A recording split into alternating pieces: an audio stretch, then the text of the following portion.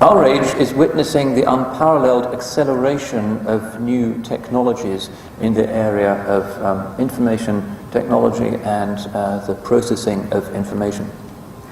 It's not an age of wisdom, but it's an information age. It's an age in which all discourses, all forms of knowledge seem to be on a level playing field. You look at a website and you have no means of knowing whether this is run by some half-mad sect member, or whether it's made by a considerable body of representatives of a major world religion. Just on the face of it, you can't tell. There's an anonymity and a leveling that does tend to level everything down. And one of the real challenges for religions in the modern world is to figure out where we can go and where we can't go in the context of these new media technologies. What is permissible and what is not permissible. The medium itself, on balance, has a deleterious, destructive effect on people, particularly on young people.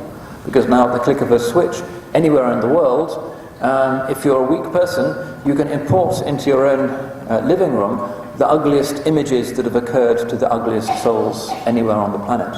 It's available a couple of clicks away. That has a very destructive and deleterious consequence. But it's also the case that you can now have access, if you have the right intention, to information that, particularly if you're, like many Muslims in the modern West, living at some distance from centers of Islamic learning, can genuinely connect you to the center of the tradition and to the major scholars.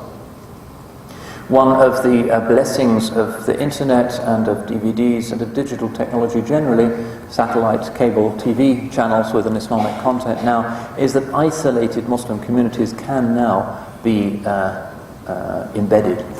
These Brazilians who emailed me yesterday, it seems that their access to Islam would have been impossible in their town in Brazil but for the existence of these new media.